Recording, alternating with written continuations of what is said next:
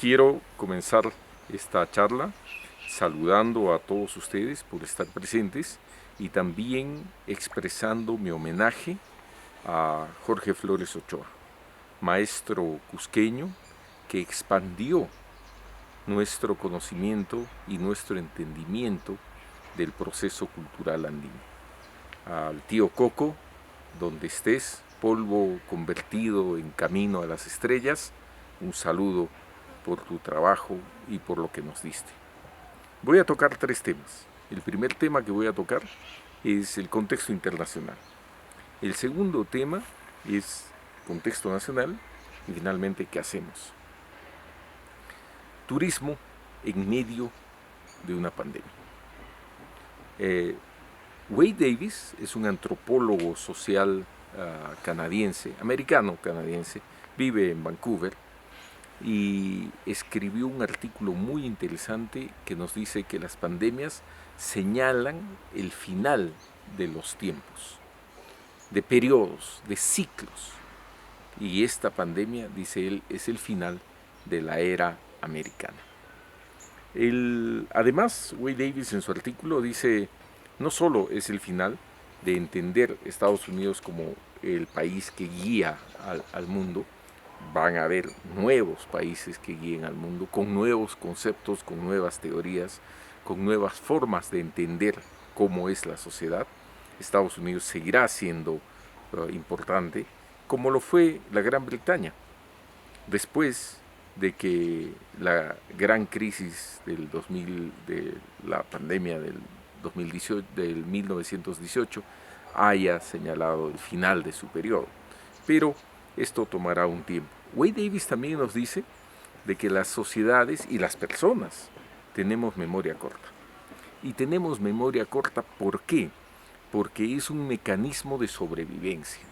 O sea, las sociedades y las personas sobreviven al medio cambiante, a la degradación medioambiental, social, económica, de varios periodos, porque no se acuerdan cómo fue antes. ¿No? Y esto le permite a la persona irse adaptando a las nuevas condiciones.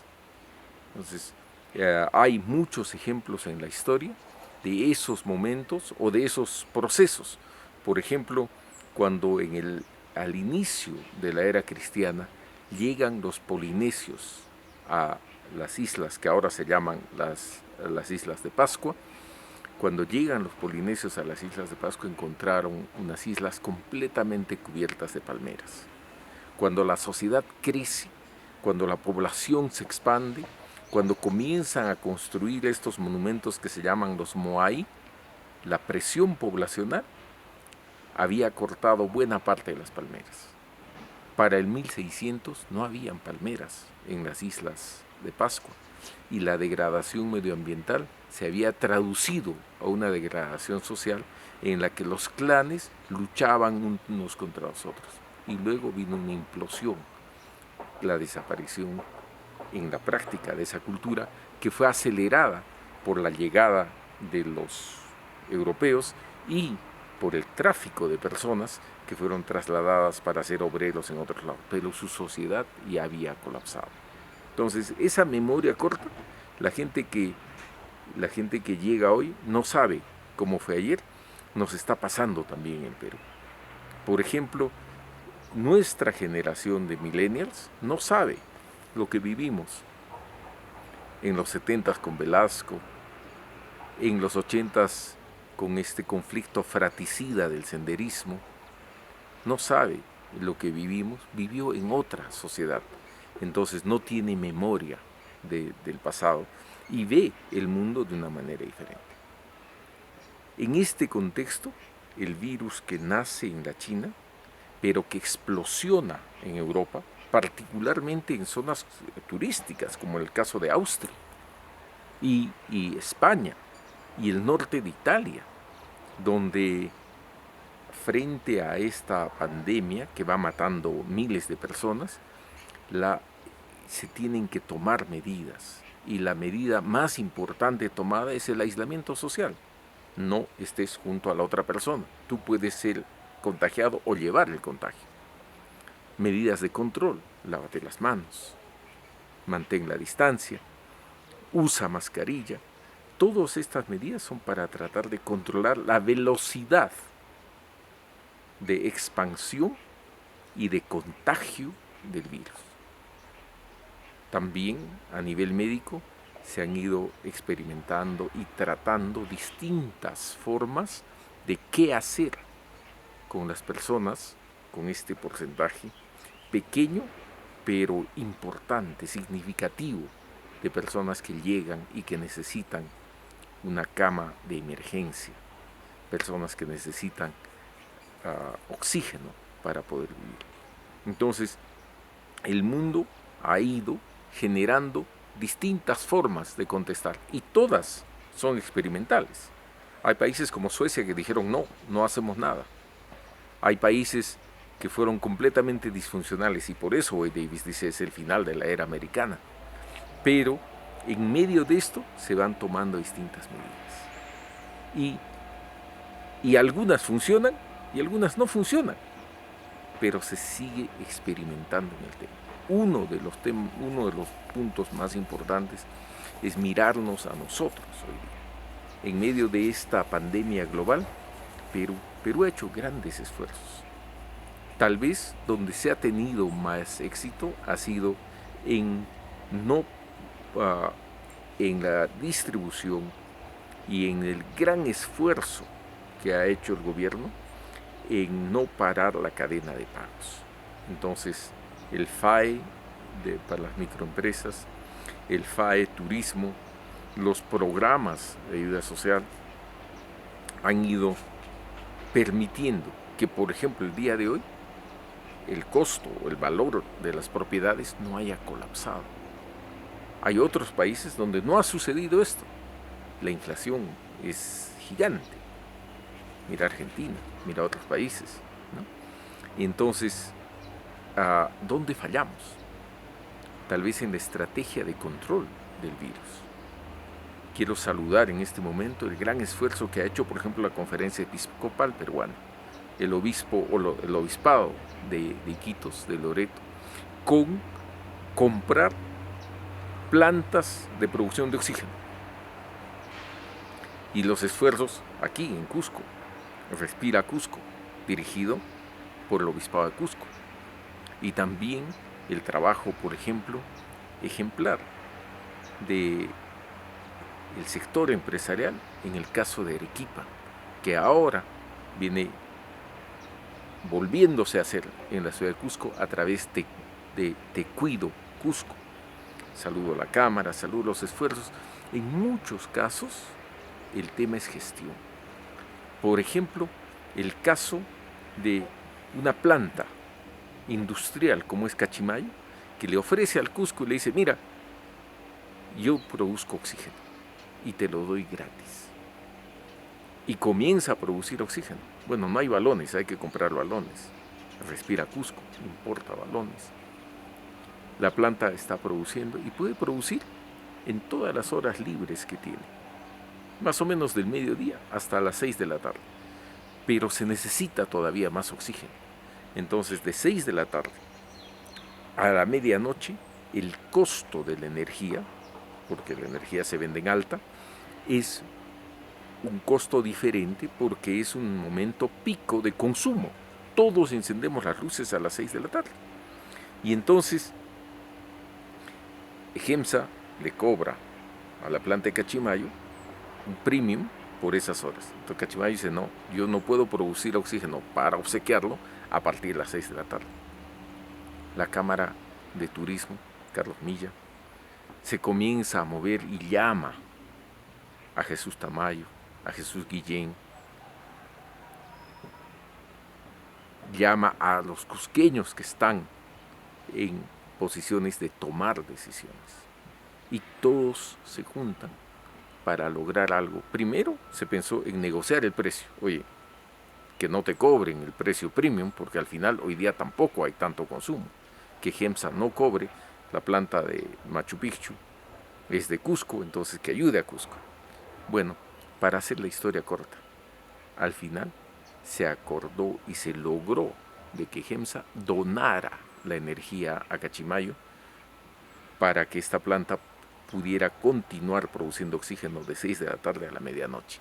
Esa donación se la hizo a través del gobierno regional del Cusco, porque no puede donarle a un privado, le dona al gobierno del Cusco y el gobierno del Cusco le traslada esa energía a Cachimayo y ahora tenemos capacidad suficiente para el oxígeno que se necesita en Cusco. Gestión, gestión, gestión. Hay cosas que se van aprendiendo en el camino. Por supuesto que en medio de este comportamiento social es interesante mirar cómo afecta a las personas y cómo afecta a la sociedad, por ejemplo, el hecho de que no pueda salir a la calle. La cuarentena nos ha afectado y no somos conscientes de esa afectación. Esta cuarentena nos ha mostrado que muchas personas, por ejemplo, se han deprimido y una de las actitudes, uno de los comportamientos, consecuencia de la depresión, es que las personas le echan la culpa al otro. Busca culpables, no busque soluciones. Esto es consecuencia, todo está mal. Hay que encontrar quién es el culpable de que todo esté mal. Y eso es una de las muestras sociales de la depresión. En medio de todo esto, yo les quiero decir de que hay luz al final del túnel. La primera cosa es que ayer el presidente en una conferencia nos dijo, estamos en la lista corta de los países que van a tener la vacuna. La primera, bueno, mucha gente dice, oye, no, la vacuna más veloz que se hizo antes fue la vacuna de las paperas y tardó del año 63 al año 67, pero para ser implementada mundialmente junto con las otras tres, porque ahora es la triple, se tardó hasta el año 1971. Entonces, ¿cómo se va a hacer en un año? Bueno, yo sí creo que es posible hacerlo, pero no solo porque creo, sino porque hay data e información que nos permite decirlo. Para dar un ejemplo, el conocimiento humano del año cero de la era cristiana, todo lo que se sabía hasta el año cero de la era cristiana, todo lo que ha significado Egipto, todo lo que ha significado el proceso indoeuropeo, todo lo que ha significado la China, todo lo que ha significado la India como procesos culturales, inclusive América, para duplicar ese conocimiento se tardó 1500 años. En el año 1500 se había duplicado el conocimiento que se tenía en el año cero. Y allí sucedió algo interesante, se inventó la imprenta. Y al inventarse la imprenta, ya no había que copiar a mano los libros, los manuscritos, todo lo que había de información. Y con la imprenta se tardó solamente 250 años en duplicar otra vez el conocimiento humano. Y para el año 1750 se había duplicado una vez más. A partir del año 1750, pero en ese periodo, ¿qué pasó? No solo fue la imprenta, fue también el conocimiento científico, la ciencia, o sea, el método como proceso de conocimiento. A partir de 1750 entramos en una gran transformación disparada por muchos factores sociales, económicos, pero también importantemente por cómo las sociedades se organizan. Acuérdense, es la época de la independencia la Revolución Francesa, 1716, después la independencia de los Estados Unidos, 1776, este periodo. Y la próxima duplicación de conocimiento tardó 150 años. Entonces, para el año 1900, habíamos vuelto a duplicar el conocimiento. Y allí ya estábamos inmersos en la gran revolución industrial. Para el año 1940, con universidades, con centros de investigación, con conocimiento sistemático se tardaba 25 años en volver a duplicar el conocimiento. Y para hacerlo corto, a inicios de este siglo se tardaban 24 meses en el año 2000 en duplicar el conocimiento. Y en el año 2010 se tardaron 13 meses en duplicar el conocimiento. Hoy día, con lo que se llaman sistemas neuronales artificiales, la Internet de las cosas, se tarda 12 horas en duplicar el conocimiento. Entonces yo sí creo que la vacuna está cerca. ¿Cuán cerca? ¿Cuánto tiempo? Aproximadamente la vacuna estará lista a inicios del próximo año y llegará también velozmente acá al medio año. Más o menos exactamente tenemos un año para prepararnos. ¿Y qué hacer en este año? Bueno, hay cosas muy claras que la pandemia nos ha expuesto frente a nuestro sector de turismo. El primero es, tenemos que salir de la dependencia de un solo puerto de acceso, que es el aeropuerto Jorge Chávez como punto de llegada al Perú. La segunda cosa importante es que debemos salir de tener un turismo monotemático, únicamente cultural y únicamente posicionado con una sola marca potente en el mundo, que es Machu Picchu. Tenemos la gran oportunidad de utilizar la naturaleza de Perú y las otras marcas, como es el Titicaca. Tercero, tenemos que transformar Machu Picchu de ser un pequeño lugar al final del viaje en parte de un circuito turístico. Integrarlo a Choquequirao, integrarlo al Valle de la Convención, hacer un verdadero circuito, entrar por una puerta y salir por otra, y cambiar el modelo de visita, generando alternativas de uso del espacio de conservación. El cuarto punto importante es que debemos consolidar la empresa turística.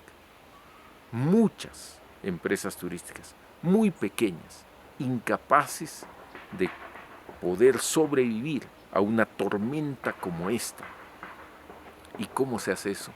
A través de la asociatividad y a través de la construcción del clúster de turismo, integrando verticalmente todos los servicios. Construir asociaciones. En otras áreas productivas se construyeron cooperativas para poder competir en el mercado. En turismo tenemos que construir el clúster. Y hay ejemplos muy claros de qué hacer en nuestro espacio. Por ejemplo, el caso del boleto turístico. El boleto turístico de Cusco debe dejar de ser una camisa de fuerza y permitir que todos los atractivos sean parte del boleto y permitir al viajero escoger qué es lo que quiere visitar.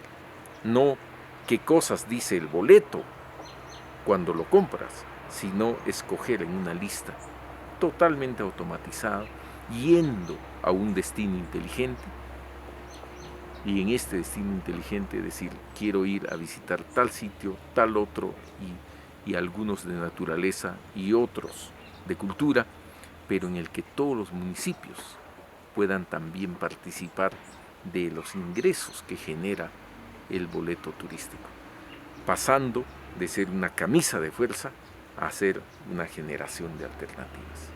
Hay mucho más que decir, pero quería dejarlos con esta información y quería compartir y escuchar sus preguntas. Pregunta 1. ¿El turismo post-COVID apuntará más a destinos de playa, turismo rural, ecoturismo? Mira, debemos lograr salir de un turismo monotemático. Hoy día el turismo en Perú fundamentalmente es cultural y orientado hacia los monumentos.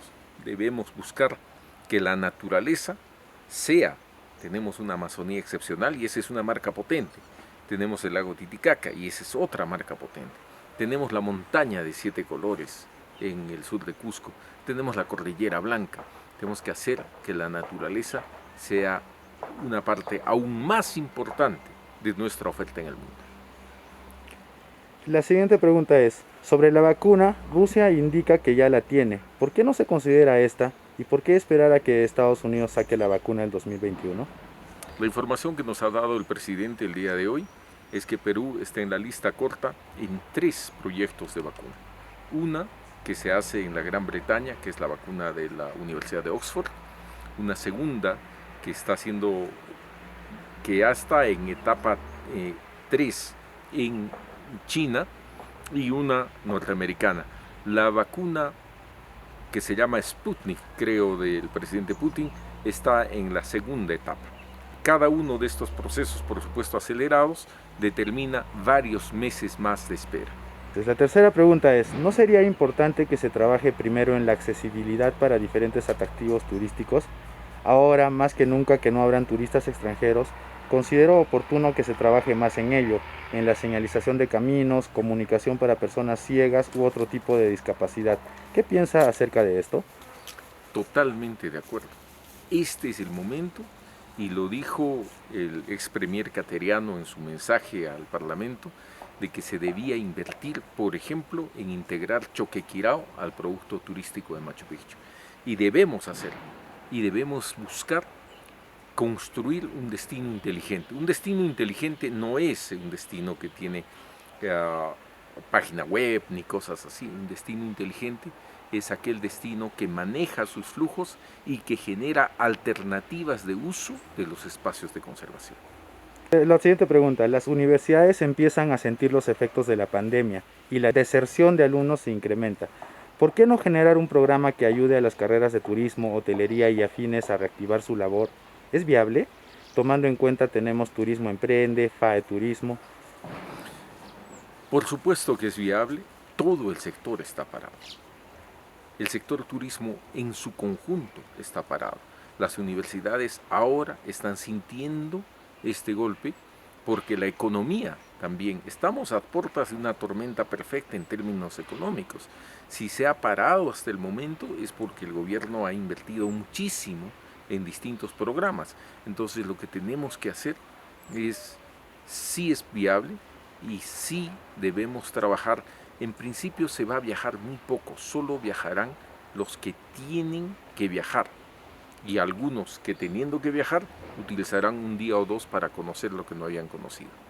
Entonces, en ese contexto, sí podemos hacer programas especiales con las universidades. En la actualidad se habla del pasaporte sanitario en el Perú. ¿Esta medida se podrá implementar en los aeropuertos y entradas fronterizas del país? Sí, cuando se hizo la vacuna para la fiebre amarilla en los años 60, en los años 70, 80 y 90 inclusive, todos los países que tenían zonas endémicas de fiebre amarilla exigían la tarjeta amarilla de la Organización Mundial de Salud. Entonces, para viajar a Brasil tenías una. Creo que ese es el camino para viajar en el periodo post-COVID. Se exigirá la vacuna. Siguiente pregunta. Menciona destinos inteligentes y Cusco no tiene ni website. ¿Qué conoce de la transformación digital de nuestra región? Mira, el destino inteligente no es solo la página web, ni solo son los faros de comunicación inalámbrico que hablen directamente a tu celular. Un destino inteligente es aquel que ofrece alternativas, que conoce quién es su viajero y qué es lo que lo motiva. Entonces, es el cuarto instrumento de gestión de los espacios turísticos, y estos se llaman sistemas de gestión de visitantes. Ese es un destino inteligente. La última pregunta. Hay algunos destinos turísticos cercanos a la ciudad de Lima que ya están recibiendo turistas. ¿Qué recomendaciones podría dar a los municipios para garantizar la seguridad sanitaria en sus localidades? Más aún que no cuentan con un sello de certificación. Bueno, el caso es bien claro, ¿no? Si se está saliendo, se sale al valle, se sale a distintos sitios en Cusco, y en el caso de Lima también al Lurín y a otros lados. ¿Qué hace el municipio? Bueno, en principio, mantener lo que ya hemos dicho: distancia social, uso de mascarilla, limpieza de las manos, y a sitios donde tienen que ingresar, como es el caso de áreas de recreación o zonas de visita, control de temperatura y control de la de la capacidad olfativa de las personas. Los centros de visita, por ejemplo, Disney, ¿qué está haciendo Disney hoy día? Control de temperatura a cada persona que viene y luego 2 vasitos. Y en cada vaso, en un vaso hay vinagre tinto y en el otro vaso hay vino. Y le dicen a la persona, escoja cuál es el vino. ¿Para qué? Porque si hay 2 síntomas que determinan COVID, son la temperatura y la pérdida del gusto o del olfato. Y al determinar estas cosas tenemos 99.7% de las personas que tienen el virus que son detectadas antes de estar junto a otras en un atractivo. Creo que esto es lo que podríamos implementar. Ok, muchas gracias. Gracias a ustedes. Buenos días.